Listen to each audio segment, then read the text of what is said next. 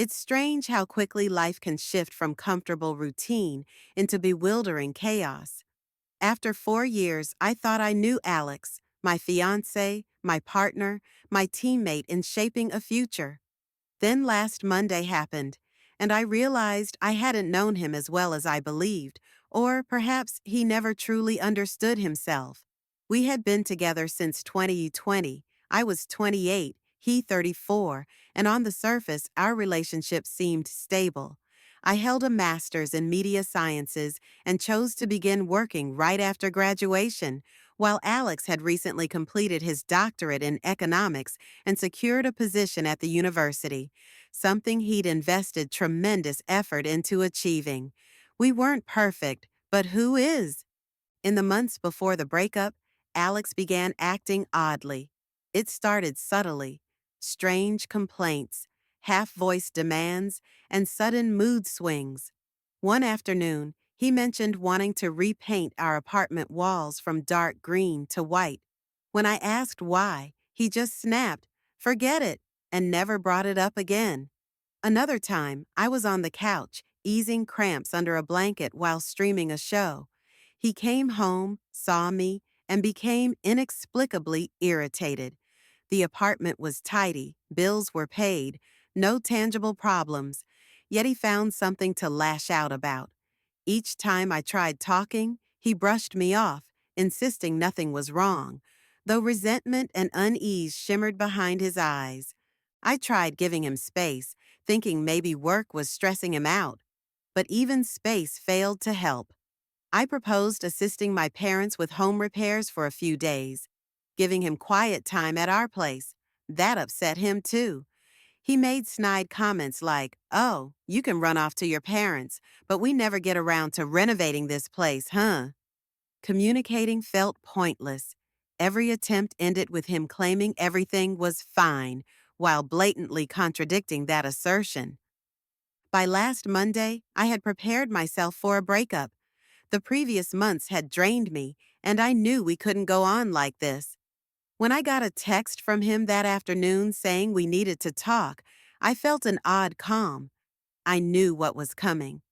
I returned home, and he was seated on the couch. Without waiting for me to take off my jacket, he stated, "I want to break up." I stood there, jacket half off, listening to the words I'd anticipated for weeks. Then he launched into a tirade I never could have predicted. He said he resented me.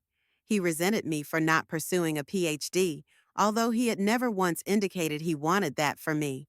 He claimed I was capable and that he kept his feelings to himself to avoid upsetting me. He also resented that at one point I earned more money than he did when he was still a PhD student. According to him, this made him feel powerless, as if I held financial control over him. He admitted I never actually enforced such a dynamic. He concocted it in his mind, then despised me for it. He said he hated our apartment's paint scheme, loathed the couch, even disliked our crock pot. Ordinary household items became symbols of everything he detested. Then he dropped the biggest revelation. He had once been accepted into a better PhD program overseas, but turned it down because I had already started my job here. He never mentioned that he'd applied elsewhere, never gave me a chance to discuss it.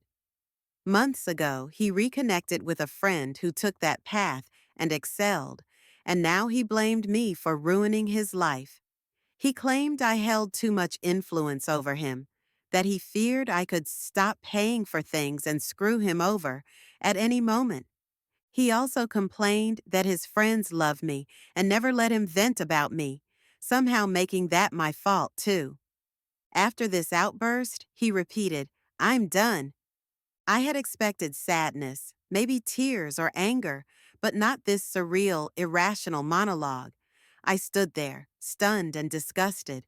I thought I would feel wounded, but mostly I was repulsed by how nonsensical and unfair his accusations were. So I said, "Okay." That single word ignited him again.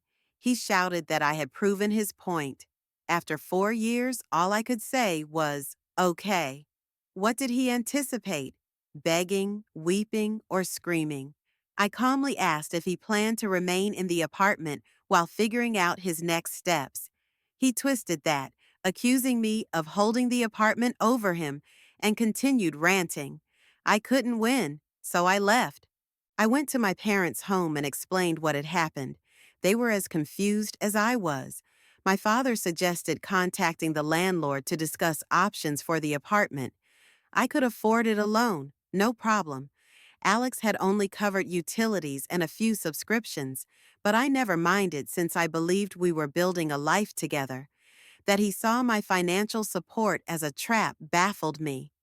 A day or so later, Alex began sending messages. They swung between methodical instructions about dividing subscriptions and furious tirades. I scarcely answered. I was done attempting to reason with someone rewriting the past and inventing grudges out of nowhere. By the week's end, I felt more numb than hurt. I knew I hadn't been cruel or domineering. I never lorded money over him or forced him into anything. I had trusted him, loved him, supported his goals. Then another wave of turmoil arrived. One weekend, I was out showing a family friend's son around the city, a simple favor for my parents. That night, I received texts from an unknown number. Apparently, Alex got a new phone number after I blocked his old one. He accused me of flaunting a new boyfriend in public, claimed I had proven him right, insisted I must have been cheating all along. I refused to reply. I wouldn't justify myself. His messages alternated between anger and desperation, demanding I admit wrongdoing. It was unhinged. I blocked that number too. A few nights later, I went out to a bar with friends. Guess who appeared?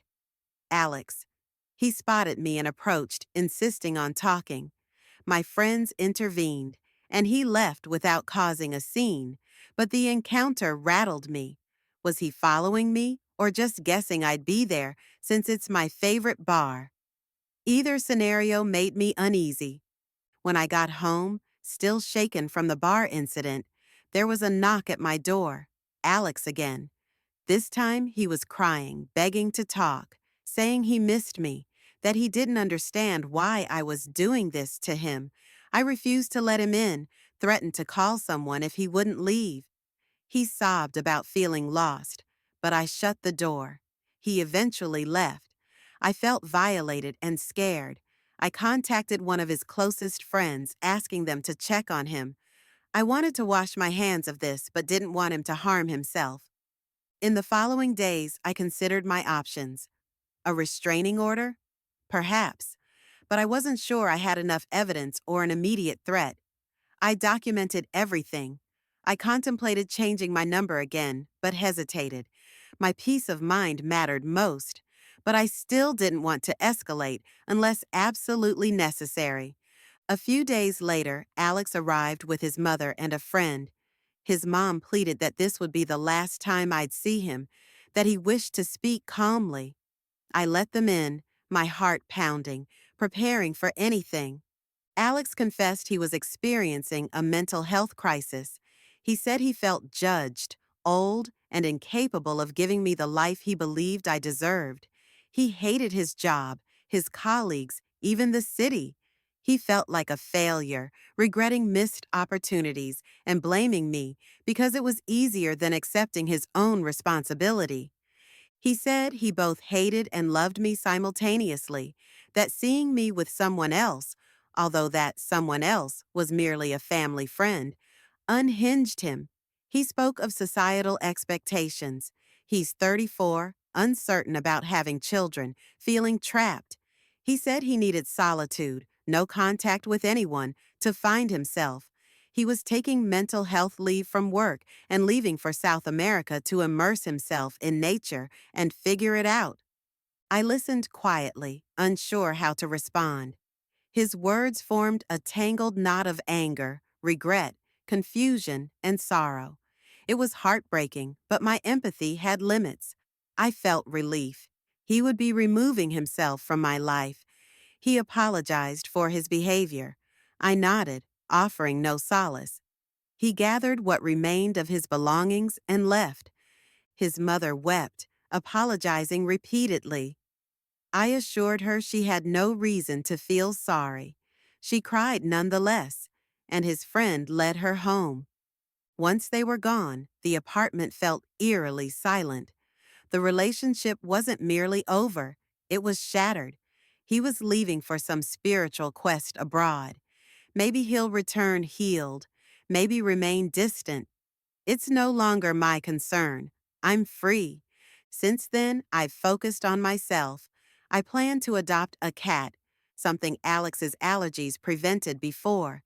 Gazing at my green walls, I smile at the thought that I can repaint them or leave them as they are, with no one complaining. I considered changing my number again but decided to wait, assuming he's truly gone for good. I feel drained, yet hopeful. Drained from the emotional upheaval, hopeful because I can envision a future without this weight. No more tiptoeing around his sudden anger, no more feeling like a villain in a narrative I never chose. I'm sorry he's struggling internally, but I can't fix him. I tried supporting him, and he pushed me away, blaming me for his discontent. I'm relieved this ended without violence or lasting harm to my sense of self. Yes, he hurt me, but now he's off to find himself. Maybe if he returns stable and wants to speak amicably, I might consider it. Or perhaps not. I owe him nothing. It's odd that okay enraged him so much during the breakup, yet okay perfectly captures my current state. I'm okay. I weathered the emotional storm. I'm okay with never uncovering all his motives. I'm okay with him heading off to South America. I'm okay because I know I gave my best. His dissatisfaction isn't my problem anymore. Now I move on, leaving this perplexing, painful chapter behind. I open the windows, let in fresh air, and plan my next steps, free from confusion and anger, just me and my soon-to-be adopted cat. Maybe I'll repaint the walls white, or purple, or keep them green. The decision is mine alone, and that's a comforting thought.